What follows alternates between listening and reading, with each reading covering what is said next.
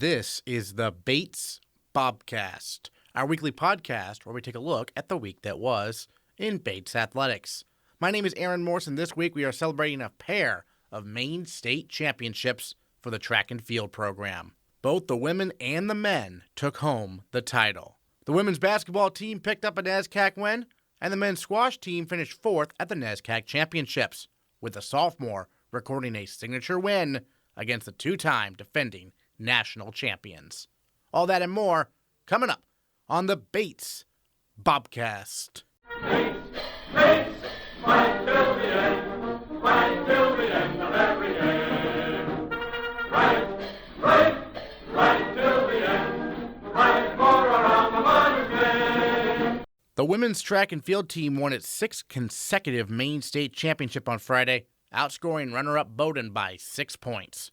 The Bobcats won 8 events overall, and sophomore Amanda Kaufman delivered big-time performances in the 200-meter dash and the 60-meter hurdles. Kaufman won the 200 meters with a time of 26.42 seconds, and she took second in the hurdles with a time of 9.11 seconds.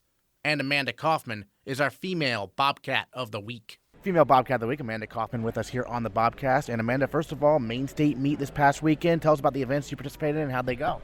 All right, so this weekend I was in 4 events. I was in long jump, high jump, hurdles, and then the 200. So I actually hadn't run an open 200 since my high school year, or my sophomore year of high school. Outside, never inside. So I was a little we'll see how that goes. But as for hurdles, went really well. I had a pretty off day on my field events, so I felt a little bad about that. I knew the team really needed points as we were the underdogs coming into the meet. So I guess I used that kind of sadness and disappointment of the field events to really just push myself on the track, especially the 200. That ended up being my last event. So I really just wanted to leave everything out there on the track and score as many points as I could for the Bobcats. So the field events came first, yes. And then you used that motivation, and you won the 200, right? I did, so yes. How'd that feel, crossing that finish line? So it actually was a weird circumstance because I had never run a college 200 inside. The seating and heats kind of ended up that I was in the second to last heat, which is not the fast heat. So I knew that going into it. So I kind of knew it was going to be me against myself. So I really just pushed myself and was as aggressive as I could. And then it was super exciting. I actually got to see Coach Kurt's reaction when the fast heat went and they put the times up and we realized that I had won. And that is something that I'll never forget. He was so excited, and that was really, really awesome to see because I knew we really needed the points. So I was really glad to do that, get that done. Awesome. So people might be thinking, wow, 4 events, that's a lot, but you're a multi-sport athlete. You do the pentathlon here. How'd that develop? So it kind of started my junior year of high school. It was kind of a very last-minute decision, my outdoor season. I really just decided to give it a try. So the first ever multi-event I did was the heptathlon, which is the outdoor event. And it really just was kind of, we put it together and whatever happened, happened. And then I really, really just loved it. I just love the idea of kind of dabbling in all the different track events. So again, going into my senior year, I was well, I really want to do it again, but actually kind of spend some time perfecting the more specific events. So I started working more with jumps and more with throws. And then when I got to college, same thing. I wanted to just keep it going. One thing I really love about the way it works at Bates is I get to kind of practice with everyone, the throwers, the jumpers, of course the sprinters who I normally practice with, and then sometimes if I'm lucky enough with the distance girls or some 800 workouts, which is not my favorite, but it's awesome to get that experience. It's got to be so challenging because a lot of people get to focus on one event. It's, throwers are throwers, whereas you have to do everything. How do you manage that? I think it just, like I said before, I really enjoy kind of knowing a little bit about everything. So I went to the men's meet actually, and so I helped with filming, and I love just listening to hearing what the coaches have to say and kind of knowing a little bit what to tell my teammates if they ask me, hey Amanda, how did that long jump look, or anything like that. So yeah, I think I just really love knowing a lot about track, and I like to be busy, so my weeks at practice are super busy. There's really no off days when you're a multi. when the sprinters have an off day, the multis are having a jump day or something like that. But yeah, it's awesome. This year we actually have 2 first-year guy multis who are twins, so that's been awesome to have that addition. And then, of course, Brendan Donahue, who is, of course, an incredible athlete. So it's awesome just having this little community on the team. The team was underdogs coming in, which sounds weird because you were 5-time defending state champion. So what was that kind of like going in? Yeah, so I really appreciated Coach Jay kind of telling us, we have a streak, but it is going to end eventually. So if this is the year, so be it. So I kind of liked going in with that, like, okay, let's just see what we can do. Let's see what we can do as a team, knowing that we had graduated a lot of our big point scorers. So that was one of my favorite memories, is kind of when things didn't go as well, like my field events didn't go as well. A lot of first years kind of stepped up and took the points that some of the upperclassmen were supposed to score. So it was awesome to see just like an absurd team effort, and then to come out on top at Bowdoin was awesome. That was very close. At what point did you realize the team had won? Oh my gosh. So I think probably in the very last event of the day, which was the 4x8 relay, I think probably by about the second or third leg, we realized that even if we didn't win the relay, we had enough points to still win, even if it was by 1 or 2 points. But oh my goodness, it was so, everyone was, stress isn't necessarily the right word. It was more just like we were really excited and just wanted to support our teammates. I know the entire team was just lined up on the track, just yelling, screaming at everyone who was running. But yeah, it was a great experience. And speaking of, the team, who were some of your teammates who you were really impressed with watching them participate? Oh my gosh, that's so hard because, like I said, it was such a team effort. I know specifically Lauren Berube, a first year, ended up scoring big points in the long jump and ended up making the finals and actually finished where I was seated to finish. So that was great. I think keeping along the lines of the first years, we have a really strong freshman class this year, so I think seeing all the first years kind of blossom in a way and just show off like their strengths was awesome. And then of course Katie Hughes, one of our beloved captains, had a really great PR. I think in the weight, don't quote me on that, but yeah, it was just like awesome. I know Katie, at the end of the meet, when she was done throwing, was one of the more nervous people and definitely fostered the cheering environment. Tell us about your background as a sophomore. How did you decide Bates was a place for you when you were looking at schools back in high school? So I think to this day, one of my biggest regrets is Bates technically was my second choice.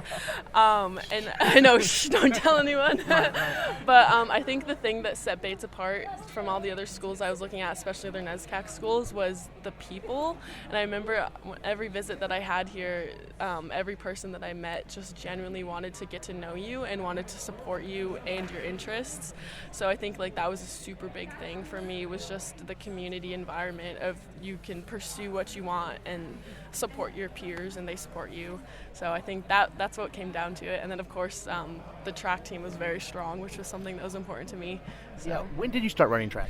My freshman year of high school was the first time I'd ever run track.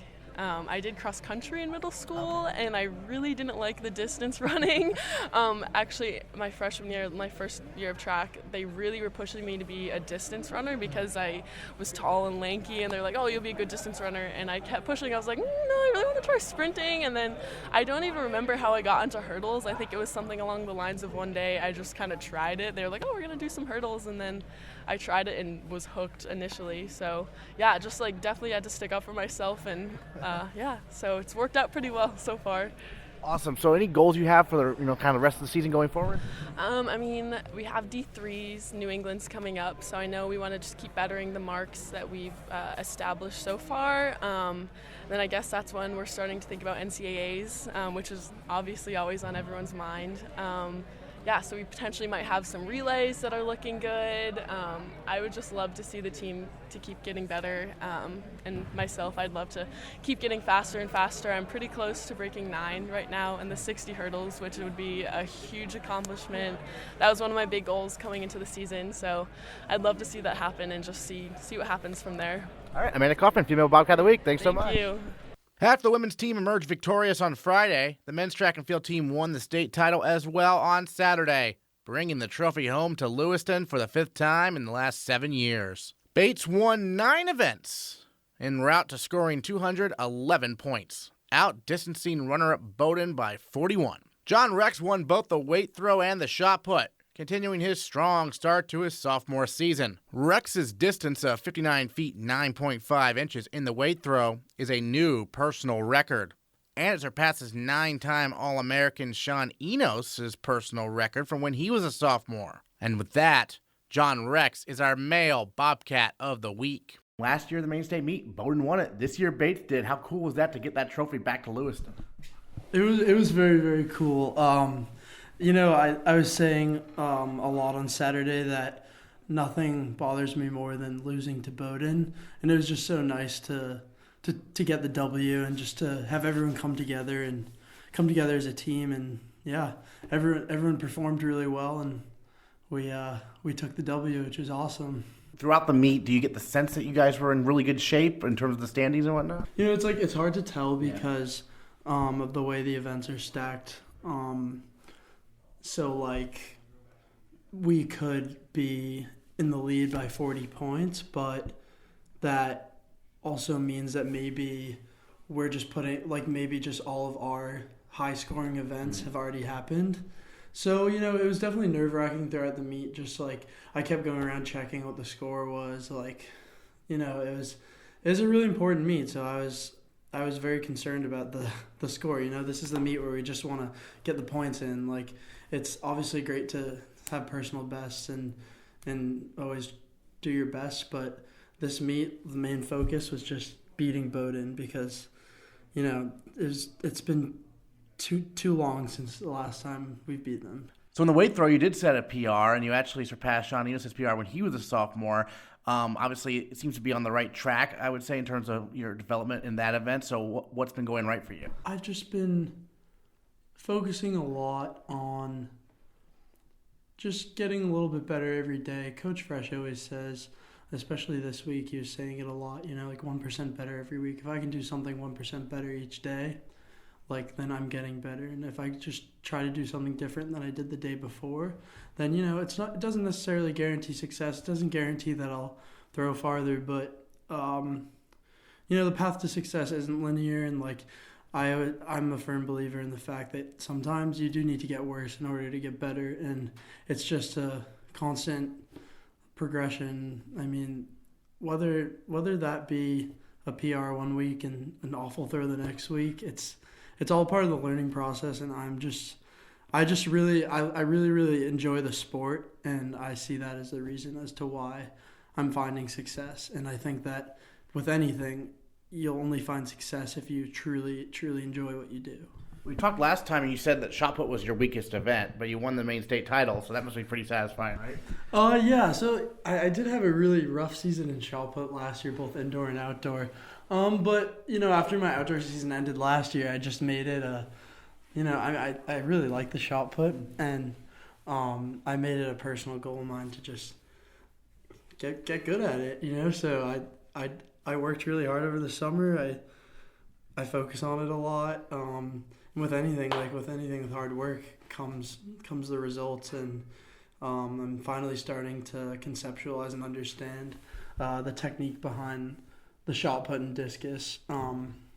Being a hammer and weight specialist, obviously is hammer and weight are my favorite events, but I also really love the shot and disc, and it's really cool to be good at all three of them. How about some of your teammates? What are some performances that really stood out to you? My roommate Ryan Nealis again, he killed it. He won both the state title and the mile and the 800, which is awesome. He came back from after running the mile, and ran sub 2, I think 158 800, which is insane. I don't even think I could run the mile. So yeah, that was very impressive. That was a very impressive performance. Definitely helped the team a lot.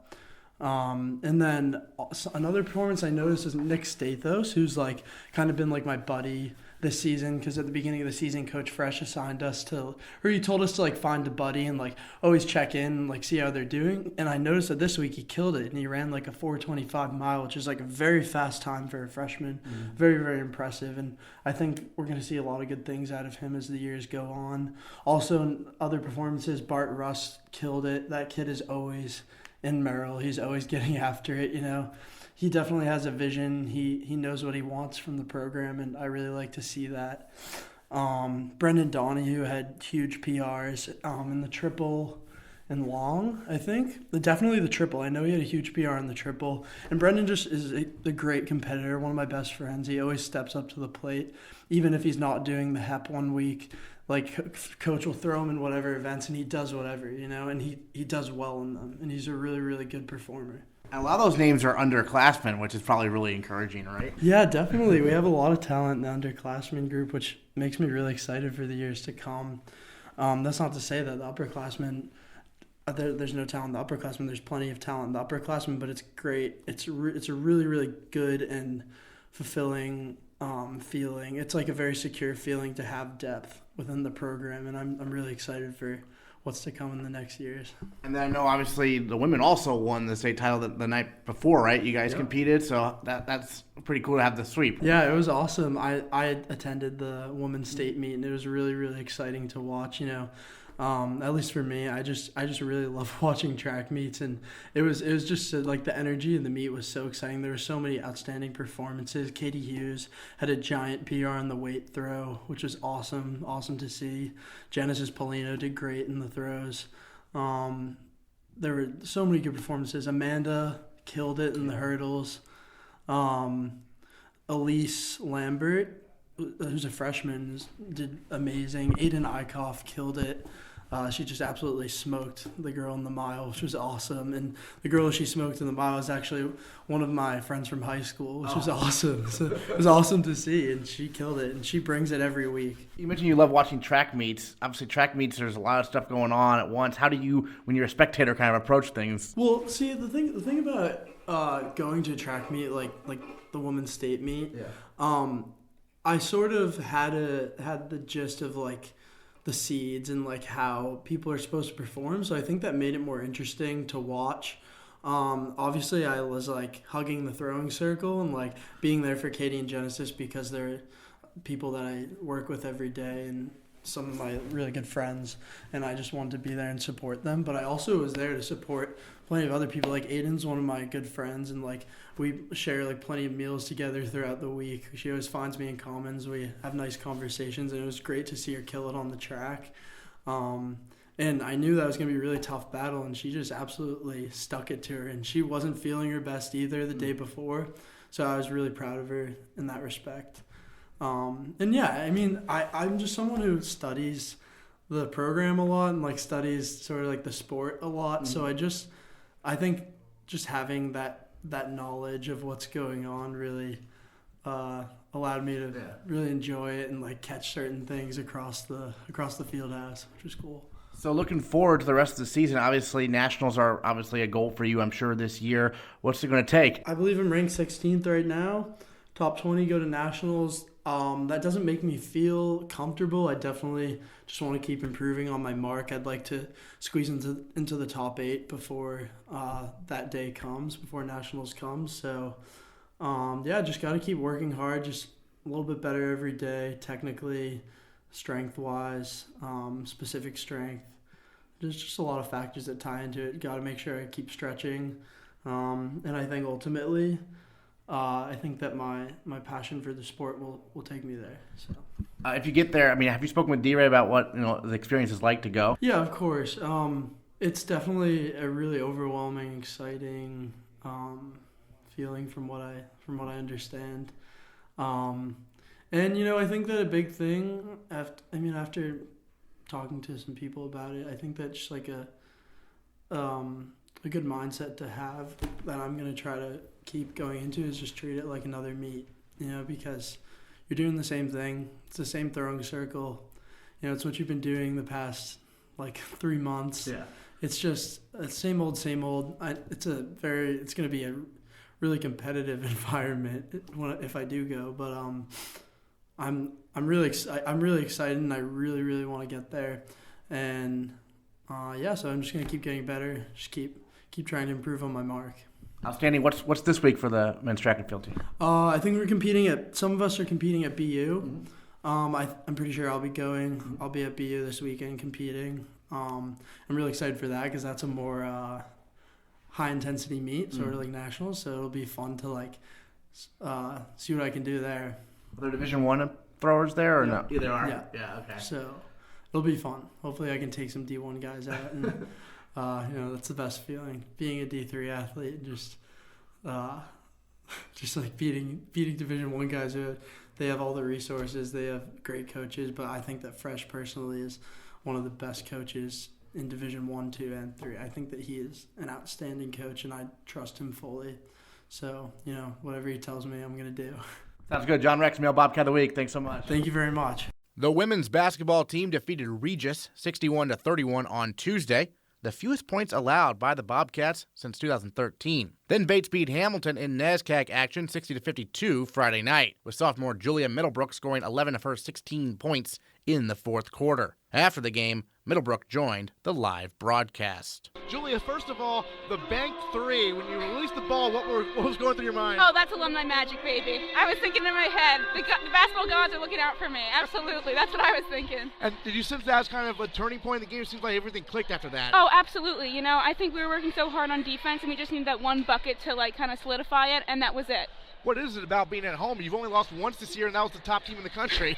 I just think it's the environment, it's the atmosphere, fans coming out, and it's just a great place to be. Every day's a great day to be a Bobcat, and it shows. The men's basketball team fell at nationally ranked NESCAC foes Hamilton and Amherst over the weekend, but junior Jeff Spellman continued his outstanding season, scoring 22 points against the Continentals and a season-high 24 on Saturday against the Mammoths. Bates gets a chance to finish the conference regular season on a high note this Friday at Trinity. The men's squash team finished fourth at the NESCAC Championships at Middlebury, defeating Amherst in the quarterfinals before falling to Trinity in the semifinals on Saturday. Despite the loss to the two-time defending national champion Bantams, Bates got a standout performance from sophomore Omar Attia, who defeated his opponent from Trinity 3-1 at the number 3 position. On Sunday in the third-place match, Bates fell to Middlebury 5-4 in a heartbreaker, but Attia won again, this time in 5 games. You lost your match personally against Amherst, although the team won, and then you had to play an opponent from Trinity, and you were able to get a 4-game victory. What adjustments were made between those matches, if any? So what I really struggled with against Amherst is I have a long-term injury that always bugs me since last year.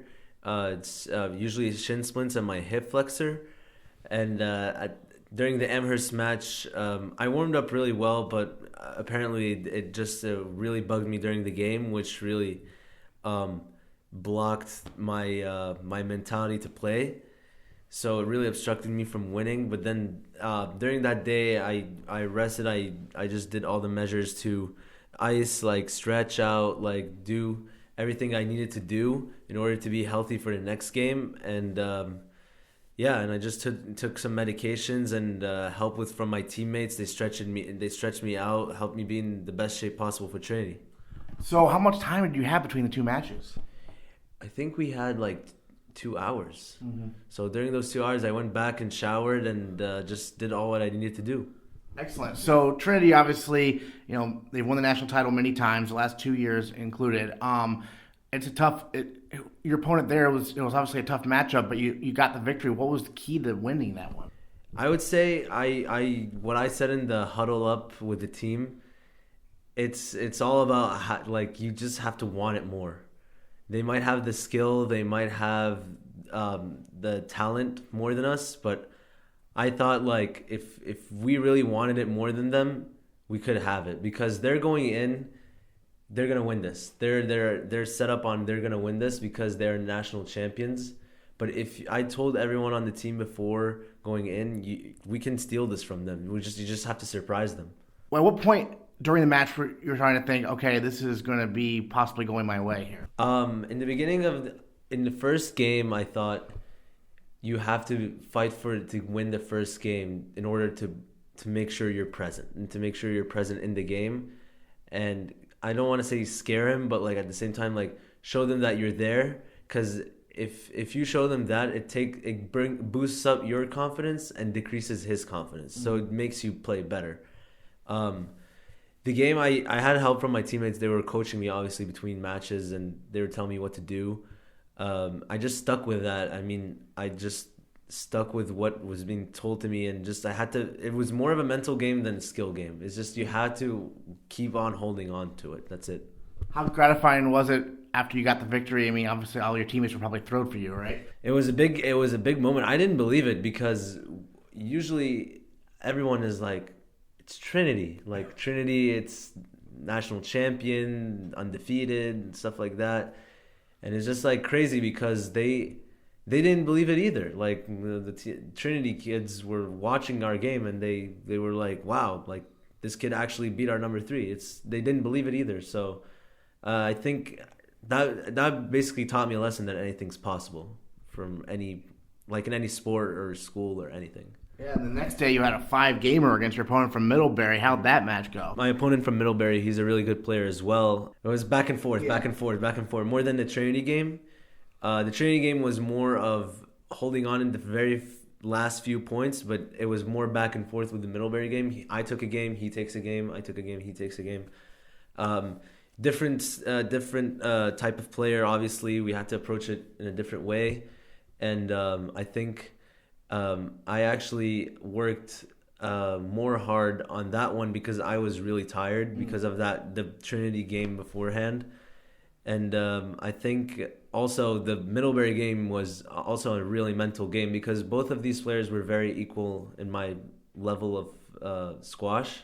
So I thought it was more of a mental game and who wants it more. You know, it was a tough 5-4 loss to Middlebury. So what was the mentality of the team, you know, afterwards, going back on the bus, you know, coming to Bates and looking forward to team nationals? Well, obviously, a loss to Middlebury wasn't the happiest thing in our lives, but we think that the best way to deal with things is just be positive and look forward to nationals, which in my opinion, I think is more important. Moving on to nationals, and when we get our new weekly rankings, we'll see which flight we're going to be in, and hopefully we'll see what we're going to do with that and how we're going to perform in nationals, because that's huge for us, and hopefully we are looking forward to get a banner and trophy back. Yeah, well, last year you played at nationals, right? So what was the experience like? What did you learn from it? It's very competitive. It's the final stretch. It's like nobody's in full shape. Everybody's tired. Everybody's the winter, obviously it affects everyone's performance and mentality, and I think it's just it's at this point of the season, it's how much you want it and how much you put your mind to it. It's at this point, it's just not. This point, you can't really improve any squash skills or fitness skills. Is all you got to do is just got to work hard and keep holding on to what you want. And for our case, it's just we want to get a banner and play well. Who were some guys this weekend who stood out to you on your team who you thought played well? I thought everyone played well. Every single person on our team really worked hard and actually really worked hard and actually tried to go out there and do something. I think the freshmen this year have been working extremely hard. This year, they've been working really hard. They got really good results. I mean, Peter Koenigsbauer also won against Trinity, right. So I think we should give him a lot of credit for that. Every single person on the team really worked hard. Even though some people lost, I feel I watched every single one of them, and everybody really did what they can, and that's all we need. That's enough. What do you typically tell the first years, a guy like Peter, who right now is playing the 10, but a guy who's been in the lineup a couple times, about what it takes to succeed based on your experience so far? They're really hard workers. I would definitely tell them to keep that work ethic, and obviously I would tell them to also focus more on squash and more of their mental game. Because college squash is, during the really tight games, if you're in a decider, you need to have ice in your veins. It's just you gotta focus on only your game, not think about who's watching, who's reffing, what's gonna happen when you win. You gotta just focus on the point you need to win, and that's really hard, and it's a lot of pressure, especially when you want to win and you want to make your teammates happy. And I think it comes with experience, and everybody learns that. I'm still learning that, and I think even the seniors until now are learning that too. And I think it's very important that everyone learns it, because it's very key for everyone on our team to win, with that mentality when they work hard. Last question for you. Any other thoughts on, beating an opponent from Trinity at the number 3 position like you did, and how you can maybe use that, in the future to build your confidence, I guess, in the game of squash? Yeah, of course. That Trinity win, I'm not saying like I'm better than them. Like, it was a good game, and it just happened, and I played hard, and fortunately I came to win that game in the end. Obviously, I always keep telling myself that should be a boost of confidence, but not to the level of overconfidence, thinking I'm really great. That means I don't need to do anything. Then obviously I need to improve on what I have to go forward. And I think everybody on the team should do that too. And I think that me doing something like this, I think, is not just for me. It's just that I want this for the team, because the team can see something firsthand, that anything can be done. And honestly, I didn't think I was going to beat Trinity, but when I saw, so the player I played, he played Coley Cannon earlier this year, and I saw Coley really close games with him, and he took a game or two off him, and that actually gave me confidence to try to win, even try to beat him, because if you see your teammate doing something and he's trying to do something, it enforces that for the other teammates to do it. And I think that's good, because now people on the team say, okay, this is doable. We can do this. So that's very important. Excellent. Omar, Attia, thanks so much. Thank you so much. The Nordic and Alpine skiing teams competed at the UVM Carnival on Friday and Saturday. In Nordic skiing, junior captain Kaelyn Woods finished 24th out of 88 competitors Friday in the 5K freestyle race. Then she notched her best carnival race finish of the season thus far, placing 9th out of 88 competitors in the women's 15K classical technique race on Saturday. Kaelyn Woods with us here on the Bobcast, talking some Nordic skiing. And first of all, Kaelyn, you had your best finish of the year this past weekend in the classical technique there, a 9th place finish and a 15K mass start, meaning as opposed to a normal race, maybe sometimes where you're going one at a time, this time everyone starts at once. What's that like, especially at the beginning? It's really fun. It's exciting. It can get kind of stressful at times just because everyone's going at once. You're trying to find a good line kind of out of the start, so you're not getting boxed out, because typically you start with a bunch of tracks and then it goes down into a less. So it's always kind of stressful but exciting to try and figure that out. And you're skiing with people the whole time basically, unless you've either kind of dropped off a pack or maybe you're ahead of a pack. Most of the time you're skiing with people, which is really fun to try to work together and try and catch those people in front of you. Yeah, I was going to say, because in a mass start, you kind of know where you are in the positioning, whereas when it's one at a time, it must be kind of tough to tell where you are in the race. Yeah, so mass start, yep, you're just, you are where you are, off the leader anyways. In a individual start, there are some ways of telling where you are based on splits and time back from certain people. That's all done on technology and whatnot. But yeah, in a mass start, you know where you are, and so you know that if you get the person in front of you, you're gonna move up a spot. So that's fun. So this one, 15K, so one of the longer races. Why was it so successful for you, in your opinion? What made this race work? You got a 9th place finish. I think that I've worked to try and get to this. I knew I could get there. I had a few finishes like this last year. So just kind of working into the season and kind of working into racing again. And I really like the course at Traps in Stowe. It's one of my favorites. I've raced on it a lot, being from New England. So I knew where I could make my moves, and I knew where I also could kind of fall behind people and then try and make up some time on them, typically on the uphills, which is really fun. So, yeah. Yeah, so the distances you race, those are either typical, 5K or 15K, but the courses are obviously a variety of differences. So what makes this one in Vermont that you were just at maybe preferable to you than maybe one in another location? I mean, it all depends on the person, I think. Sure.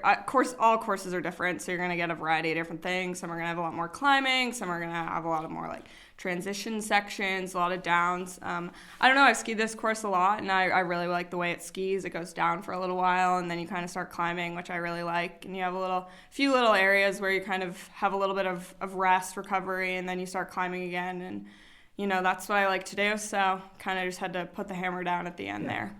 Excellent. Going into each race, is your goal in your head top 10, or do you not really focus necessarily on that? No, not really. I mean, I definitely know that I can be there because I was there last year. So it's always really fun to just kind of like get there and be there and like reassure myself of that. I mean, the past races before I like wasn't getting those results, which was fine. I mean, it's sometimes frustrating, but at the same time, it's just like you have to work through every race. And I know that I can get there, and I feel confident in that and the training that I've been doing. So just kind of like letting it come is really, really important. Excellent. I know the team this year is hosting East Regionals, right? That'll be at Black Mountain, but you train at Pineland Farms, right? So what's that dynamic kind of like there? It's interesting. Yeah. I mean, Black Mountain's quite a bit farther away, so we don't really have the ability to go there every day after classes and whatnot. But we do have the opportunity over February break, since we'll be on campus, to go up there and ski. And I mean, no one else is skiing there, so we all everyone kind of gets handed it at the same time. We have a few more days on the course than others, but we also got to ski there early on because they had some snow, so we got to ski there like in December, probably early December. So we've skied there a bunch, and we know what it's like. So yeah. And I've talked to cross country runners who obviously train at Pineland Farms as well. They often talk about how the course they run on is very hilly. Is it like that for Nordic? Yeah, I mean, I think it skis a little different, obviously, than it may run, but there's parts of it that are similar. I mean, it's hard to compare any course in the hills and in different places, but Pineland's a great spot to be able to practice every day, and we're really, really grateful for that. So. You're one of the captains this year along with Sam Pierce. How's that going in terms of leading the team and whatnot? It's good. It's really fun. I think that Sam and I both lead are pretty good. I mean, the team is awesome, so they're always great and whatnot. Yeah. Who are some other individuals who impressed you maybe this weekend on the team? Everyone's been really impressive thus far. It's really fun to see some of those first years stepping up, like Olivia, and also Maya, it's her first season on snow, even though she was with us last year, but she had an injury. So it's really fun to see them moving up and doing big things. It's really cool. Tell us about this weekend, the carnival you're going to this weekend, and what this course is coming up going to be like. We're at Dartmouth this weekend, hopefully at Oak Hill. Who knows with the weather right now? Maybe moved, we don't know. Last year we skied on a 10K course, so we only did one loop of this long 10K, which was super fun. But who knows if the snow will hold up there. We're doing a 10K skate and then a 5K relay, which will be really fun. Oh, okay. So relay, how does that go? So we're on a team so it's a 3-person team. We each ski 5K. They're female, so 3 females from the team, obviously. We'll have 2 teams of 3, and each person skis 5K, and it's started like a mass start. You just the first wave goes out, and then you tag off to your teammates, and it goes from there. And who's going to be on your team, do you know? No clue. We'll see. That's Becky kind of assigns that. Yeah. Gotcha. Yep. And then so relay is obviously fun because, a lot of times it often feels like you're sort of by yourself out there a little bit. Is that? Yeah, no, relays are really fun. It's also just kind of a nice way to take the pressure kind of off of scoring points for NCAAs and whatnot. So it's not a nice kind of breather. And it's really fun. The atmosphere is just really cool. Everyone's kind of cheering for one another. So. Great. And so, obviously, goals for you would probably be, you want to get back to NCAAs. Anything else you have, envisioning for the team and whatnot kind of going forward in this season? I think just keep kind of making strides upwards. I think that we started off in a really good place. So just moving and continuing to build off that is really, really looking for that. Yeah. All right. Kaelyn Woods, thanks so much. Thank you. In Alpine skiing, first-year Arie Van Vuuren led the way, taking 15th out of 60 competitors in the men's giant slalom on Friday. Overall, the Bates men finished 6th out of 13 schools in the GS. Then on Saturday, Van Vuuren led the way again with a 25th place finish in the slalom. All right, first of all, you're a first-year from Colorado, so how'd you decide to come out here to Bates to study and to ski? So I guess I was right after high school. I ended up taking 2 years off just to ski race. With the goals of being able to ski in college, because at the time it wasn't quite good enough. And I was looking around at all the NESCAC schools out east, and it just happened to be that Bates was the place that worked out. And So far, it's definitely been not a bad choice at all. Did you get any chance to visit here before you enrolled? Yeah, so I visited, I think must have been my junior year of high school, so that was 3 years before I actually got here. And yeah, I did the whole college tour, I'm sure like most people did, coming around to Colby Bates and whatnot, but it was good, yeah. 2 years off, so you have to jump right back into academics. The skiing probably is no problem, but how are you jumping back in academically also? Yeah, skiing's perfectly fine, obviously, but the academics, at least first semester, were a little bit of a adjustment initially, but I mean, I've kind of gotten back into the flow of it, and it's not too hard anymore. I mean, obviously, time management obviously very important. How do you balance that? Because you're practicing at Sunday River, pretty far off campus, but you got to go to class as well. Yeah, I mean, you just kind of work around your schedule and plan out exactly what classes you can take so that you can have the most training time possible, which I think I've been pretty good at so far. So it's definitely worked out. So from skiing perspective, what's been the carnival season been like so far? Because I know you have the season in the late fall, early winter that's not the carnival circuit, but now on the carnival circuit, what are some things you noticed kind of? Yeah, it's definitely a little bit of a different environment. I mean, obviously in terms of team scoring, it's a little bit higher pressure, but generally when I go out, I try and ignore all that stuff, and you just go out and you ski and you do your thing and worry about results later. So, talking to Michaela and some of your teammates, I mentioned that they're really impressed with how you're pretty much equally good at the GS and the slalom. How do you balance those two? What are some similarities and differences for you, at least when you approach those races? GS has definitely this year been at least more of a development for me and kind of a gradual process because it started off a little bit rough, and I've slowly been working on it. And slalom I kind of got the hang of that earlier on the season, and now I'm trying to work on some things just to get it going as it hasn't been doing bad, but there's some certain things that I'm trying to work on. But it just depends on the day and how I'm feeling. In terms of the team, right? Michaela's the head coach, Bates alum herself. What's she been like as a coach, and how has she helped you in terms of your skiing?